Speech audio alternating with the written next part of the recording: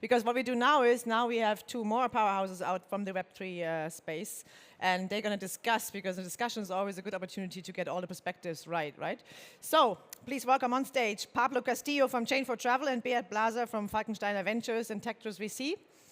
And Beat will host the session, so have fun.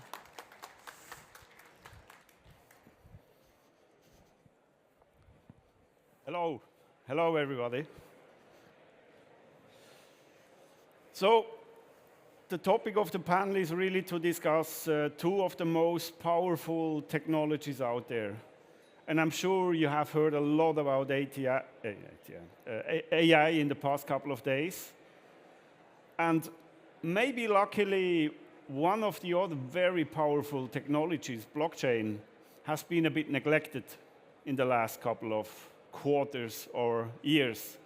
And we want to deep dive a little bit why these two technologies fit so perfectly well together, like what Luca has already touched.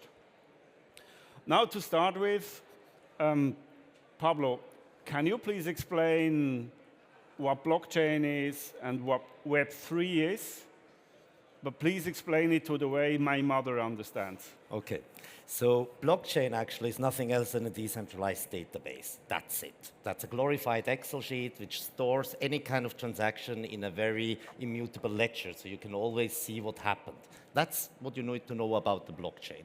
And it's decentralized, meaning there are different parties validating that information. So in our case, for instance, in the Camino network, we have 115, but at the core, it's a ledger, it's a database. And the more important question is, what can you do with that, and where does it bring you, as Luca just pointed to. Now, to your other question, what is Web3? We heard a lot about that one. So Web 1, you may remember the first days of the internet. We had websites we could read. That often is referred to Web 1. Then Web 2 came along. That basically was initiated by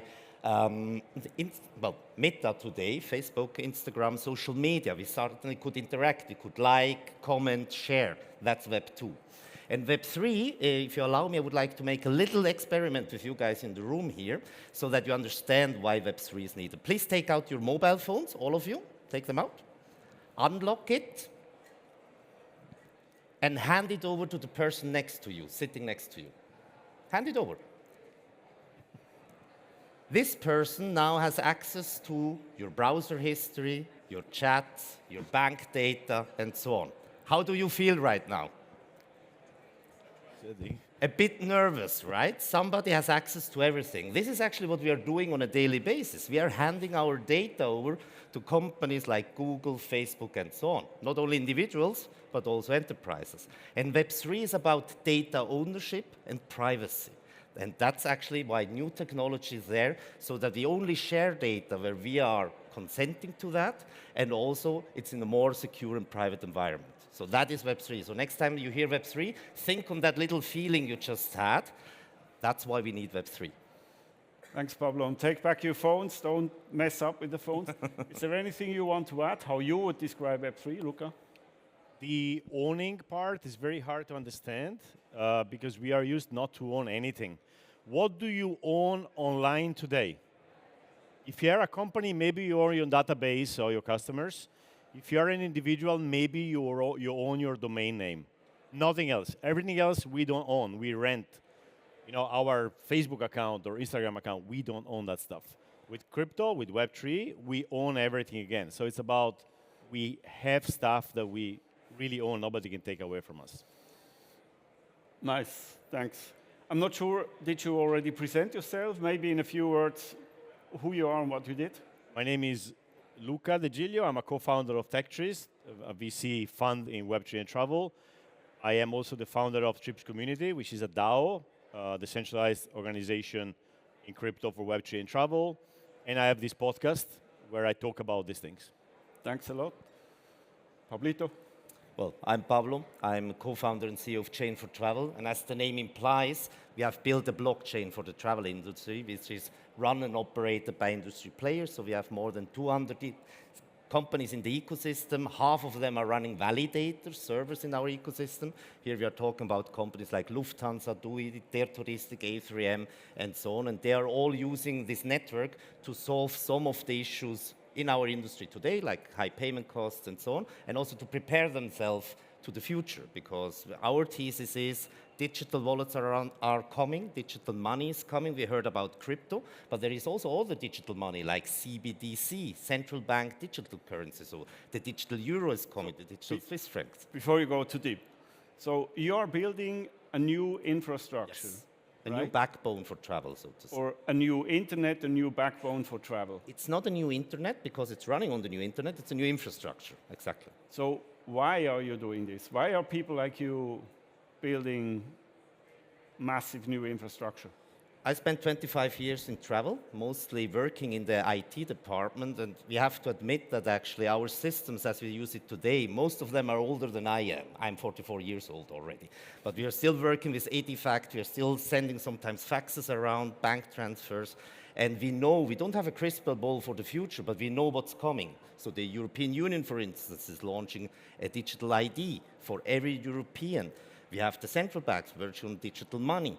And how do you connect this with the today's systems? They cannot do that. We have AI around the corner, and we very much share that thesis that these AI agents will need money to operate and do transactions in order to be more than only a chatbot or an FAQ bot. All That's right. the reason why we are doing that. So far for the theory. Now, if you build a new infrastructure, what exactly is happening in real life on the infrastructure, and who is building on such an infrastructure, and most importantly, who is using it? Yeah. So we have different kind of companies already working live on the infrastructure, Camino network, as you can see here. We already crossed more than 1 million transactions, so it's being used.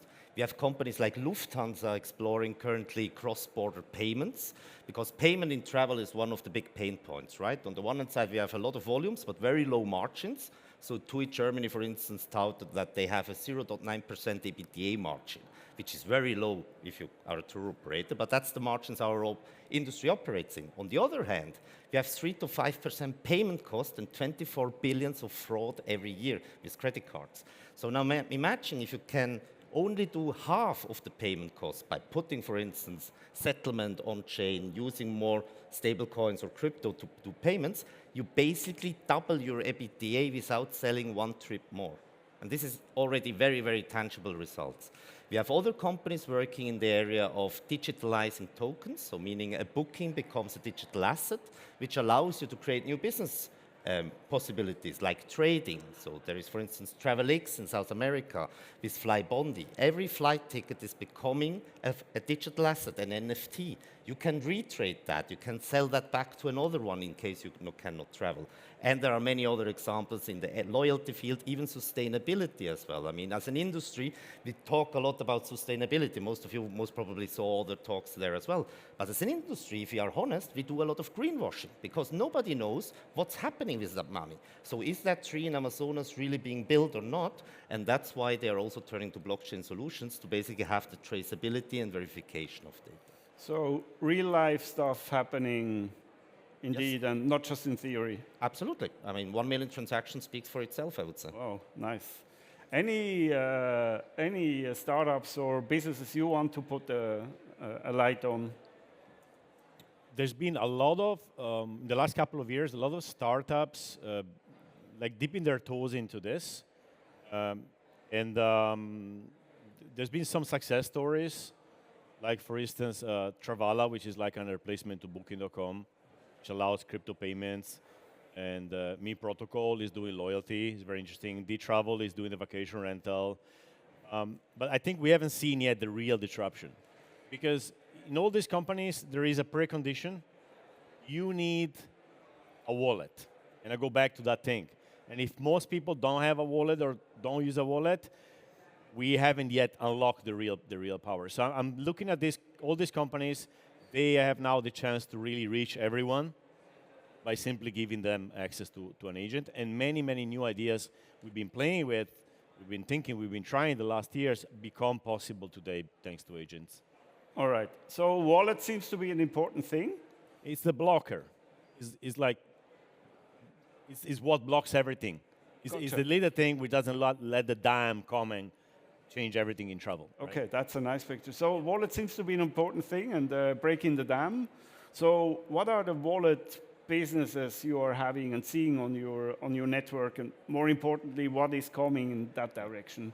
So wallets, as Luca said, is an integral part of Web3, right? We have digital wallets. Maybe asking the public here, who has a digital wallet already here? Actually, those one who are not helping their hands up, you also have digital wallets already. You are using Apple Wallet, you are using Google Wallets, and this kind of wallets are becoming powerful by the day. Google Wallet, for instance, can already store passport data, so your ID. They are most probably going to go into the crypto market and also NFT market very, very soon. So these wallets are becoming more and more powerful. On our network, we have different kind of wallet use cases. So we provide a non-custodial wallet on the one hand side, but we also have built a connectivity layer, which is called the Camino Messenger, which is running on top of the blockchain, right? I mean, the blockchain can be used for many use cases, but one of the big problems in travel is as well connectivity, right? All those thousands of APIs, no data standards we are using, and that's a lot of effort that goes into that, connecting different companies. So we said, why is it so hard to talk to each other as a company? If I have a wallet with money in that, and I know who I am, why can I not talk to this Luca in a very easy way? And this is a system which we have created, which basically is wallet-to-wallet communication, which allows any kind of API to be plugged in, and in future it will also allow AIs to access that system and do rebookings, refunding, because there is already a wallet as a base. So no accounts, no phone numbers, but wallet-based business. And in future, we will also see a lot of wallet marketing. I mean, our industry has spent billions since I joined, and most probably even before that, for profiling customers, right? All of you most probably have a CRM. We try to know what Luca likes, what he doesn't like, but that changes all the time, especially after Corona. Most of the CRM profiles are obsolete because behavior has changed. Now, in future, the customer will connect his wallets to our front ends, be it an AI, be it a front end, be it an API. He will tell you who he is. He will give you consent to that. And if you understand the customer, then we can start personalizing the whole dream about the airline NDC stuff, for instance. So then definitely we can offer the customer what he really wants, and AI agents, if they understand the wallets as well, can really do stuff with that. Okay, hold on, but in the future and tomorrow, so what do we expect? When will such a wallet-to-wallet communication, automated communication be, let's say, mainstream? So mainstream, I expect actually in the next 3 to 5 years it will be mainstream. This is mainly due to the fast development of what's happening right now on the technology side, but also adoption being driven by governments, for instance, and other companies. So as I mentioned, the European Union is currently very much pushing forward with the European ID wallet. So by 2030, 80% of EU citizens will have a digital identity on your mobile phone, which by law needs to be supported by bigger e-commerce platforms. Now, what does it mean? There's a Digital Platform Act, which explicitly mentioned Booking.com, Amazon, and so on as examples. They will need to support that. And this means actually others will follow. So in future, I will connect my wallet in the next 5 years to Booking.com or whenever I do a booking on Sleep or Travala. Okay. So 3 to 5 years, what is your view? All right, it's always hard to, I'm an optimist, so 7 years ago I told that crypto and Web3 travel will be like next year. So I'm very bad at this. But the feeling I have is that we are really hitting that curve where everything goes ballistic. A little bit like AI. AI is decades old, but it came really out a couple of years ago with ChatGPT, and since then it's been like very, very fast. So I go by feeling, not by data. We may be seeing incredible things at the next ITB. Like it could be a completely different environment at the next ITB. That's good. So I count on your prediction. Now going back to Luca's agent discussion, AI agent discussion. Now you have the infrastructure. Now you have a wallet-to-wallet vision. You have new businesses, new business models coming up. So what roles will AI agents play, or do they play, or will they play, and in what amount of time on your network? So we are already exploring ourselves, and we have companies building AI agents already on the Camino Messenger as well. So I would expect that by latest end of this year, we will see the first AI agents. End of this year? Latest, yes. Okay. Yeah. And basically, the technology is already there. But as with every new network or ecosystem you're creating, you need two, right? So on the one hand side, you will have a supplier or a distributor, and they need to connect to that one. And this is what we are trying to make as without obstacles as possible so that the on-ramping goes very, very fast. AI agents, I think, and also in combination with blockchain technology, will definitely be a game changer. We need both technologies on the one hand side as well, because blockchain acts as a verification layer. Let's make an example. TripAdvisor, everybody here knows TripAdvisor. I can today write a review for TripAdvisor without proving that I've been there. There are some businesses around that I can write positive reviews or buy positive reviews or sell them, right? And this can, imagine that if you have now a negative review on TripAdvisor of somebody which has rated your company badly, but is not even a customer of you, this can do a lot of harm already today. We all know about how hard it is to convince Google to take that out.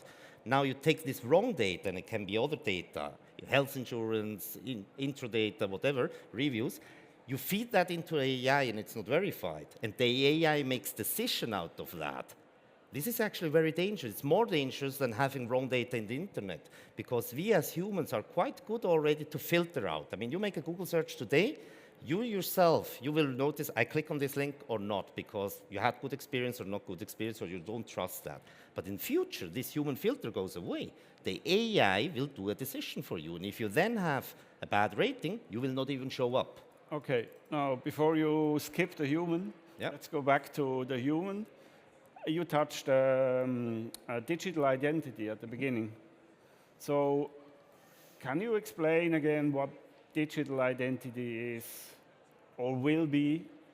And I think most importantly, who is going to take care of digital identity? I do think we have states and governments on the one hand side, but we also see a lot of startups who seem to want to solve digital identity.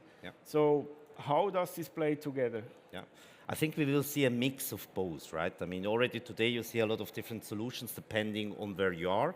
Here in Europe, there will be, the basic is always you will have an issuer and a validator, right? And the issuer can be a private company, like a startup or somebody else, like banks are doing that today as well with your bank accounts, or it can be a state, like the European Union, because it's an official passport, an official document, so it's a similar thing.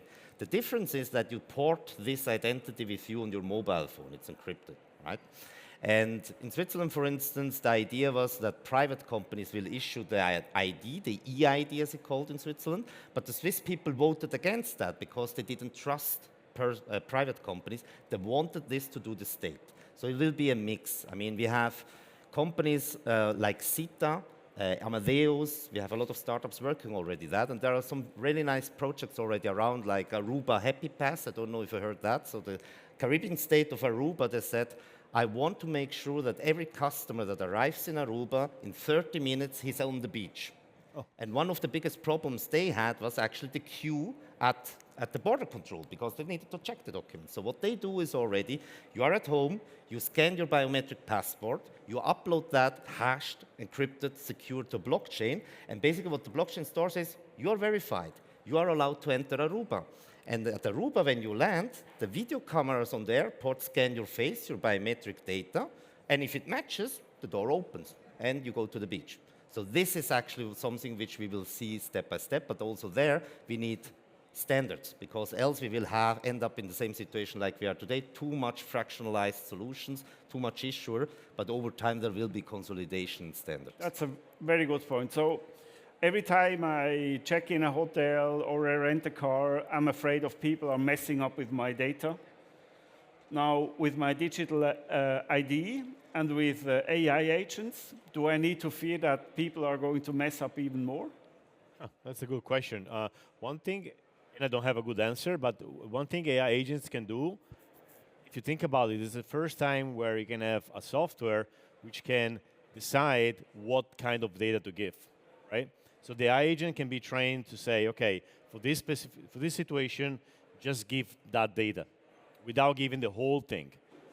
If you want to add a bit of technology, ZK proofs there's a way to give just, the example is like You want to have some drink, you have to prove that you are 18 years old. Today you give them the ID card with everything in it. With ZK proofs, I'm not going to explain you how, but they just know that, okay, you are over 18. And that's all they need to know. So with ZK proofs, agents, etc., we can really protect our data much better than today. Okay, let's see. So in the soup which we are cooking here, we seem to have a lot of blockchain and a lot of AI. Now you both seem to have the thesis that Web3 is going to eat travel. So if you try to give a weight on how important is AI, how important is blockchain, Web3, how would you weight these two components? Once you put these two together, you unleash the energy, like in a chemical reaction, right? It doesn't really matter if, which one is more important.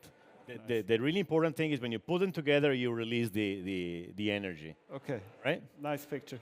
What's your take? I think both technologies could do exist already today independent, but I agree with Luca that one needs to be better. It's 1 + 1 = 3, so definitely it's not which thing, but you can make much a better thing.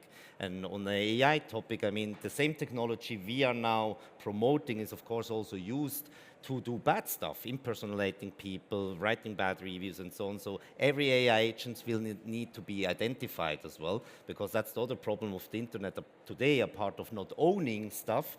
It's very hard to really verify if your counterpart is legit or not, right? So you receive scam, phishing attempts, emails, impersonations on Twitter, LinkedIn, and so on. And in future, we should have their verification layer, and that's linked both together.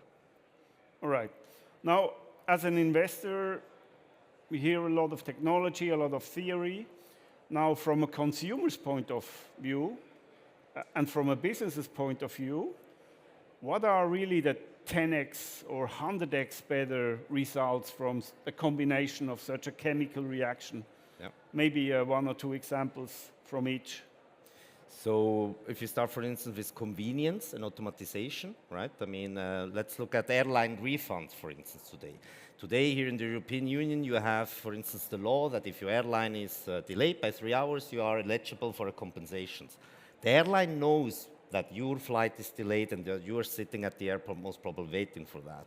With the topic we have just discussed, with the space technologies, you can automate the payout actually directly, because it's a law they have to pay you anyway. Today, it's a tedious process, you have to request it. You maybe receive an SMS when you're sitting at the gate, your flight is 3 hours delayed. Would it not be much better you receive that information in the same second as well, you get your refund back so they can go shopping? From a customer retention, loyalty point of view, would be much a better customer experience. All right.